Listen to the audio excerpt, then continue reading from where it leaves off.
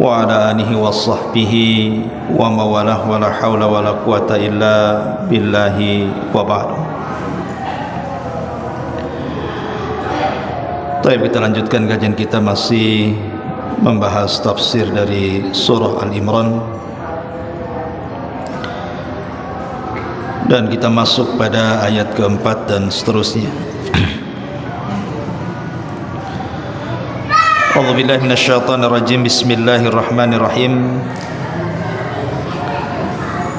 Innal ladzina kafaru bi ayatillahi lahum adzabun syadid wallahu azizun dzuntiqam. Sesungguhnya orang-orang yang mereka ingkar dengan ayat-ayat Allah, bagi mereka azab yang sangat berat. Dan Allah subhanahu wa ta'ala azizun, maha perkasa, dzuntiqamin, lagi mempunyai hukuman bagi hamba-hambanya. Di sini Allah subhanahu wa ta'ala hendak menceritakan tentang kekufuran siapa? Orang-orang Nasrani di zaman Nabi SAW yang sudah saya ceritakan pada permulaan asbab nuzul dari surah Al-Imran ini. Jadi orang-orang Nasrani Najran yang datang kepada Nabi SAW dan mereka hendak masuk ke dalam Islam, tetapi dengan cara berdebat terlebih dahulu dengan Nabi. Kemudian Nabi SAW menjawab satu persatu syubhat yang ada di kepala orang-orang Nasrani Najran itu dengan turunnya surah Al-Imran ini 1-80. Tetapi setelah mendapatkan keterangan dari Allah subhanahu wa ta'ala tentang posisi Isa bin Maryam, kemudian ibundanya Maryam, dan ketuhanan Allah subhanahu wa ta'ala, mereka tidak puas. Dari sini Allah subhanahu wa ta'ala katakan innal ladzina kafaru, sesungguhnya orang-orang kafir, maksudnya orang-orang kafir, orang-orang Nasrani Najran itu, bi ayatillah, yang mereka kufur dengan ayat-ayat Allah, lahum adzabun syadid, bagi mereka azab yang sangat berat. Jadi ketika Allah subhanahu wa ta'ala menurunkan ayat ini, bahwa orang-orang yang ingkar terhadap ayat-ayat Allah subhanahu wa ta'ala akan mendapatkan azab yang berat, maka Nabi SAW mengajak mubahalah dengan mereka. Kalau yang saya katakan kepada kalian sebuah kedustaan, maka kami siap dilaknat Allah dan dibinasakan. Tapi kalau kalian yang dusta, tidak mengakui kebenaran, lahum adzabun syadid, bagi kalian azab yang sangat berat yang akan menimpa kalian. Akhirnya ketika pada waktu yang ditentukan akan terjadi mubahalah, mereka ketakutan. Ketakutan kenapa? Kalau orang yang mengajak bermubahalah dengan mereka betul-betul seorang nabi, apalagi sudah tampak kepada mereka mukjizat kenabian. Akhirnya dari situlah kemudian mereka bertobat kepada Allah setelah ada ancaman Allah subhanahu wa ta'ala, dan siap masuk ke agama Nabi SAW. Maka Rasul mengutus Abu Ubaidah ibnul Jarrah untuk mendakwahi mereka di negeri Najran. Maka Allah subhanahu wa ta'ala tutup ayatnya wallahu azizun dzuntiqam. Ingat, Allah itu aziz. Aziz dalam 3 perkara. Aziz maksudnya perkasa dari segi kekuatan. Tidak ada yang bisa melawan Allah subhanahu wa ta'ala siapapun. Siapa yang bisa melawan Allah? Tidak ada. Tidak ada orang yang sanggup atau makhluk sanggup melawan Allah subhanahu wa ta'ala, karena Allah itu aziz, maha perkasa. Bukti keperkasaan Allah subhanahu wa ta'ala, lihat di depan kita apabila terjadi sebuah musibah besar, Tsunami kah, gunung meletuskah, angin yang sangat besar, siapa yang bisa mencegah itu?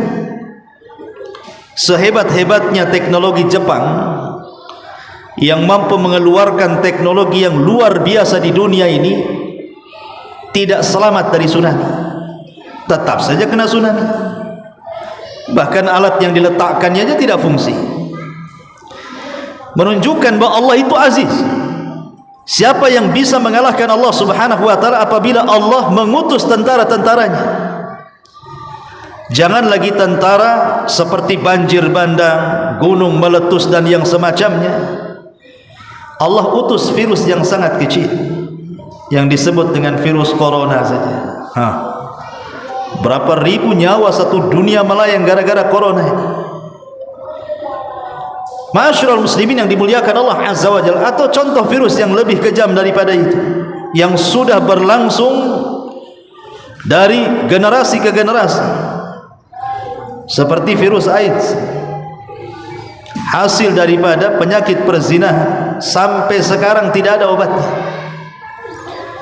Padahal satu dunia para profesornya, orang-orang cerdasnya sudah berkumpul mendeteksi virus ini, kemudian mencari obatnya. Sampai sekarang tidak ditemukan obatnya.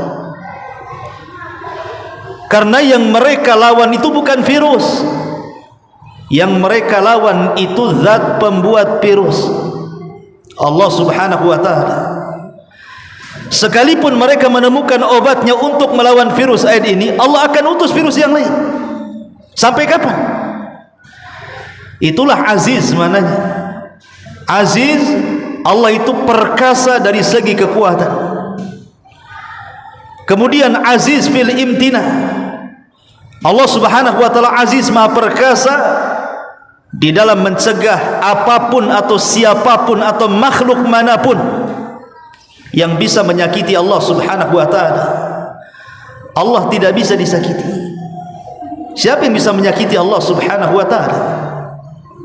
Kemudian yang ketiga, Allah itu aziz, perkasa, di mana Allah itu dzuntiqam. Ayat setelahnya, Allah bisa saja menghukum kapanpun dengan mengirimkan bencananya kapan saja Dia mau, maka itu akan terjadi. Dan Allah ala kulli syai'in qadir, atas segala sesuatu itu maha mampu. Kemudian Allah subhanahu wa ta'ala berfirman pada ayat kelimanya, Inna Allah la yakhfa alaihi syai'un fil ardi wala fis sama. Sesungguhnya Allah subhanahu wa ta'ala la yakhfa, tidak ada yang tersembunyi alaihi padanya, syai'un, satu apapun, fil ardi wala fis sama, baik di bumi ataupun di langit. Lihat bahasa Quran. Allah subhanahu wa ta'ala mengatakan kalimat syai'un. Antum yang belajar bahasa Arab, syai'un itu ismun nakirah, lawan daripada ismul ma'rifah. Dan isim nakirah itu tufidul umum, memiliki faedah umum. Artinya segala sesuatu, baik yang kecil ataupun yang besar, baik yang tersembunyi ataupun yang tampak, baik di langit ataupun di bumi, baik di lautan ataupun di daratan, baik di keterangan atau di kegelapan, Allah tahu, gitu maksudnya. Tidak ada yang tersembunyi bagi Allah subhanahu wa ta'ala. Dan sini ada faedah apa? Faedah rasa takut harusnya bagi kita. Jangan sampai melakukan sesuatu yang kita anggap tidak ada yang tahu, ternyata Allah tahu. Allah itu maha tahu. Sehebat apapun kita menyembunyikan sesuatu, pasti Allah tahu. Tidak ada yang tersembunyi bagi Allah subhanahu wa ta'ala. Ada anak muda di zaman Ibrahim ibnu Adham. Ibrahim ibnu Adham seorang alim, ulama besar di zaman salaf, seorang zahid abid. Anak muda ini ingin bertobat, tapi sulit untuk meninggalkan maksiat. Akhirnya dia datang kepada Ibrahim ibn Adham ini. Wahai Ibrahim ibn Adham, wahai imam, bagaimana caranya? Aku sudah berusaha untuk bertobat dari maksiat, tapi aku tidak bisa meninggalkan maksiat. Adakah hal-hal yang meringankan kepadaku untuk tetap melakukan maksiat, katanya. Maka Ibrahim ibn Adham mengatakan, ada. Kalau engkau ingin bermaksiat, silahkan maksiat, tidak ada masalah. Tetapi bermaksiatlah di bumi yang bukan bumi milik Allah subhanahu wa ta'ala. Cari bumi lain yang bumi itu bukan Allah yang cipta. Kau boleh maksiat di situ. Orang ini mengatakan, ya Imam, mana ada bumi kecuali milik Allah subhanahu wa ta'ala. Kalau begitu jangan maksiat, karena engkau masih bermaksiat di bumi Allah subhanahu wa ta'ala. Tapi kalau engkau ingin maksiat juga, kata Ibrahim ibn Adham, silahkan maksiat, tapi cari tempat yang Allah tidak tahu maksiatmu. Cari tempat yang Allah tidak tahu akan maksiatmu. Silahkan maksiat. Kemudian dia mengatakan, ya Imam, mana ada satupun tempat yang Allah tidak tahu? Allah itu tahu. Kalau seandainya kau sudah tahu bahwa di mana-mana tempat pun Allah tahu, jangan maksiat. Tapi kalau engkau ingin maksiat juga, silahkan maksiat, tapi jangan makan dari rizki Allah subhanahu wa ta'ala. Kalau kau makan dari selain rizki yang Allah rizkikan kepadamu, silahkan maksiat. Anak muda ini mengatakan, ya Imam, mana ada rizki kecuali datang dari Allah. Kalau gitu jangan maksiat. Tapi kalau masih kekeh juga ingin maksiat, silahkan maksiat, tetapi syaratnya sebelum kematian. Sebelum kematian kau kasih tahu kepada malaikat maut itu, jangan dulu kau cabut nyawaku sebelum aku bertobat kepada Allah. Kalau kau bisa melakukannya tawar-menawar dengan malakul maut, silakan maksiat. Dia mengatakan, ya Imam, mana ada malaikat maut mau tawar-tawaran, katanya. Kalau tak ada tawar-tawaran, jangan maksiat. Tapi kalau engkau ingin maksiat juga, silakan maksiat, katanya. Tapi nanti di akhirat, kalau malaikat Zabaniyah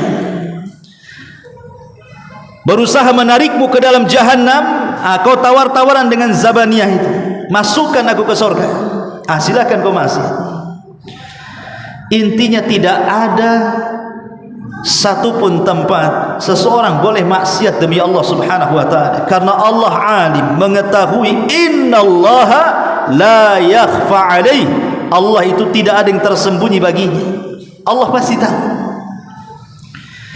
Makanya kenapa maksiat yang paling bahaya adalah maksiat yang tidak ada yang tahu kecuali Anda dengan Allah. Itu maksiat yang paling bahaya. Maksiat yang paling bahaya itu adalah maksiat yang Anda lakukan sembunyi-sembunyi, yang tidak ada yang tahu kecuali kita dengan Allah subhanahu wa ta'ala. Itu sangat bahaya sekali. Makanya dalam sebuah hadis Rasul mengatakan, nanti pada hari kiamat ada orang-orang yang didatangkan di hadapan Allah itu membawa pahala sebesar gunung Tihama.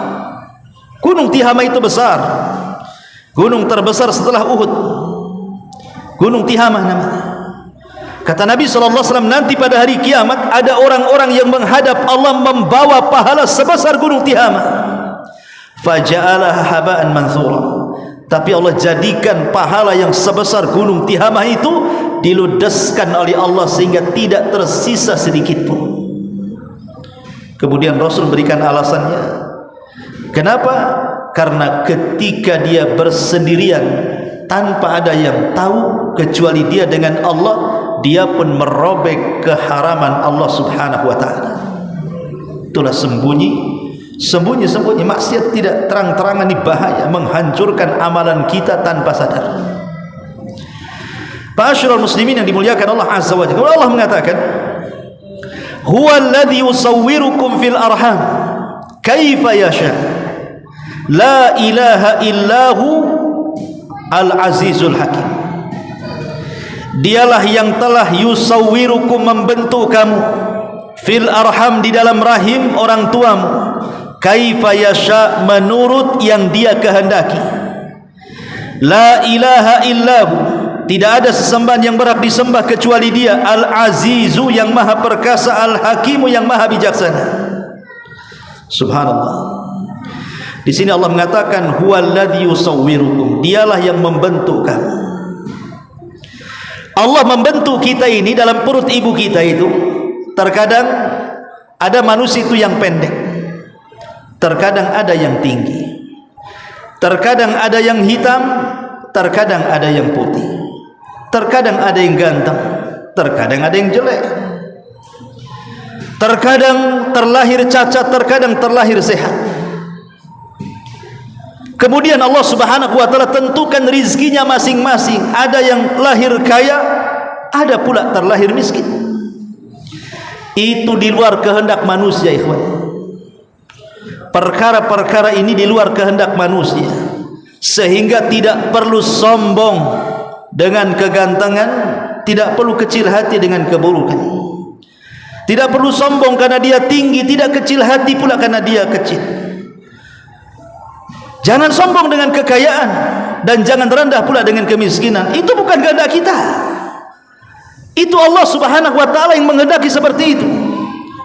Dan kehendak Allah itu di baliknya ada hikmah yang sangat besar, yang kadang-kadang kita tidak tahu, kadang-kadang kita tahu. Karena ada hamba-hamba Allah itu yang kalau Allah berikan kekayaan makin kufur dia, sebagaimana ada hamba-hamba Allah kalau dimiskinkan makin kufur dia.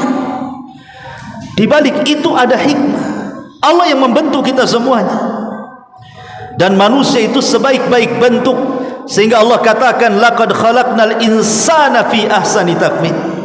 Sungguh manusia itu dibentuk dalam sebaik-baik bentuk. Dahulu di zaman Khalifah Ma'mun, khalifah yang terkena pemahaman Mu'tazilah, di zaman khalifah inilah imam-imam ahli sunnah banyak dibantai, bahkan dipenjarakan, bahkan mati di penjara. Termasuk di dalamnya Imam Ahmad ibn Hanbal rahimahullah ta'ala, disiksa 3 kurun kekuasaan. Bahkan banyak para ulama yang mati.